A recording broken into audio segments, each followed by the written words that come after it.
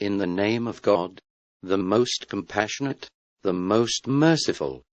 Welcome to Islam for Dummies.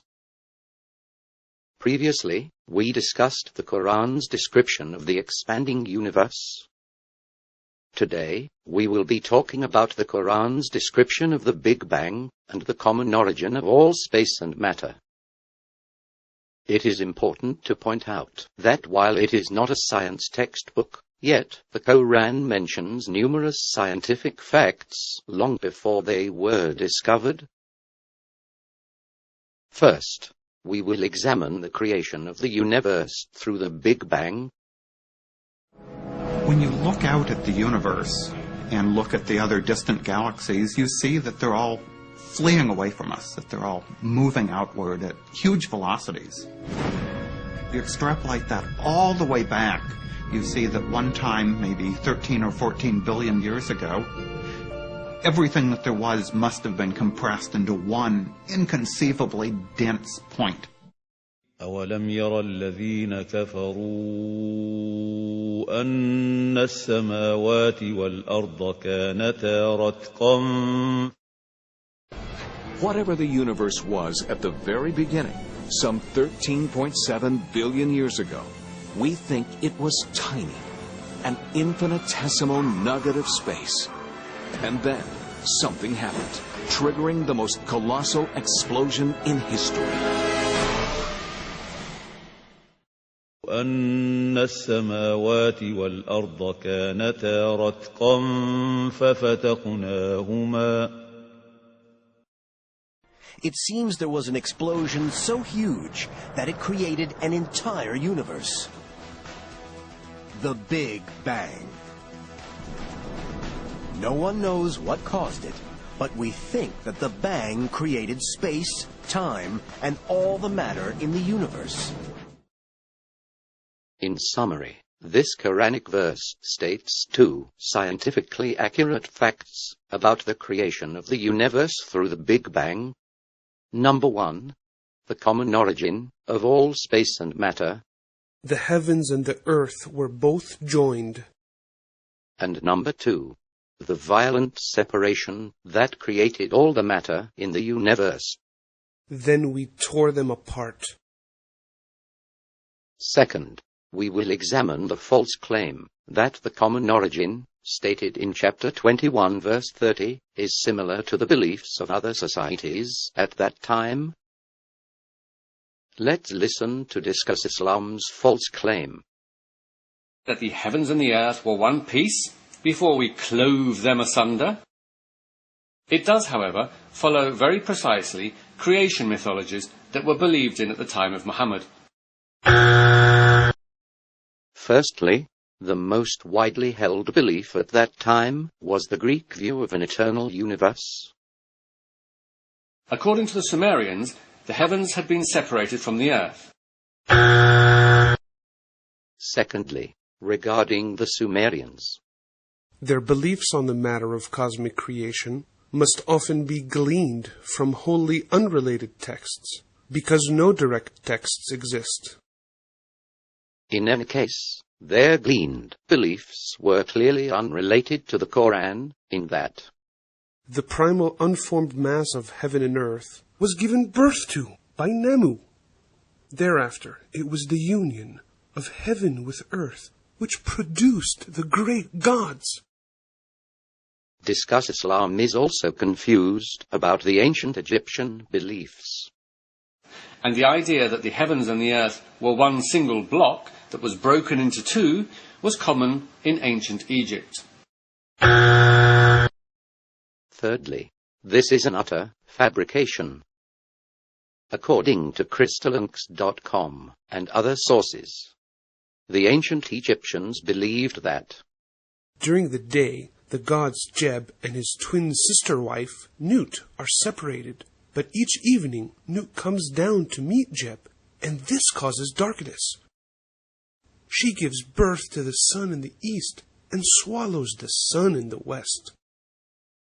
The meeting of the Egyptian gods, Jeb and his twin sister wife, Nut, to cause night and day, is not even remotely similar to verse 21:30. Fourthly, both the Sumerian and ancient Egyptian civilizations died out more than 700 years before the Quran, and their beliefs were only discovered recently by archaeologists. As a result, the Quran's accurate description of the common origin of all matter in the heavens and the earth is very different from the ridiculous beliefs of ancient societies. Third, we will examine the false notion that the terminology used in this verse does not match with science. Here's the false claim about verse 21:30, which states that the heavens and the earth were both joined before being torn apart. The Big Bang is not about a lump blowing up. Matter did not exist to be cloven asunder. And there was certainly no splitting of earth from heaven. Every single part of Discuss Islam's statement is incorrect. As we saw earlier, just prior to the Big Bang, everything that there was must have been compressed into one inconceivably dense point. And the final false claim is that one can hardly think of a more inaccurate description of the Big Bang than this verse. In fact, it is the term Big Bang that is inaccurate, while the verse is quite precise. It was meant to be a derisive term. However, the Big Bang is really a contradiction because it was not big and there was no bang. It wasn't big because we think that the universe started from a singularity of some sort. And there was no bang because there was no air to carry the vibrations. So a Big Bang in some sense is a misnomer, but the name stuck. In contrast to the term Big Bang, the Quran's description is perfectly accurate to any rational person.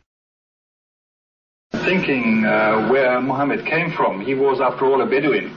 I think it is almost impossible that he could have known about things like the common origin of the universe, because scientists have only found out within the last few years, with very complicated and advanced technological methods, that this is the case. And somebody who did not know something about nuclear physics 1400 years ago could not, I think, be in a position to find out from his own mind, for instance, that the earth and the heavens had the same origin. Having demonstrated the clear meaning of this verse, if one were to scrutinize further the Quran's literal translation, the word joined is actually stitched together, and the word door also applies to fabric. We already admitted that the Quran is not a science textbook. So is it fair to critique the Quran's terminology against the terminology used by Einstein? Let's see about that. In 1905, Einstein published his theory of special relativity, which explored the link between space and time. In Einstein's view, there isn't really a separate thing. There's space and then there's time. But there's just one thing, space-time, that we all live in. He thought of this new space-time as a fabric weaving together space and time. In 1915, Einstein developed his theory of general relativity, which modified special relativity to include gravity and its effects on this fabric of space-time. Mass is a term used to describe the energy and matter that objects contain. The larger the mass of an object, the greater its distortion of the space-time fabric. The stronger the effects of gravity. Gravity is not really a force. It's a fabric. It's a shape of space and time. As a result, the Quran's description of the common origin and violent separation of all matter is not only more precise than the term of Big Bang itself, but the terminology of fabric stunningly coincides with Einstein's descriptions of space and matter. In conclusion, The Quran chapter 21 verse 30 correctly states that everything in the universe came from a common origin before being ripped apart. The Quran accurately describes the Big Bang better than the term itself, while this scientific discovery could not have been known 1400 years ago. Furthermore, the verse's unusual terminology of fabric is amazingly identical to the ingenious description of space and matter by elite scientists like Einstein. And as usual, those attempting to refute the Quran's clear signs have only succeeded in proving their own ignorance about the scientific evidence and about the beliefs of ancient societies. We sincerely hope you enjoyed this episode of Islam for Dummies, and we hope to see you again next time.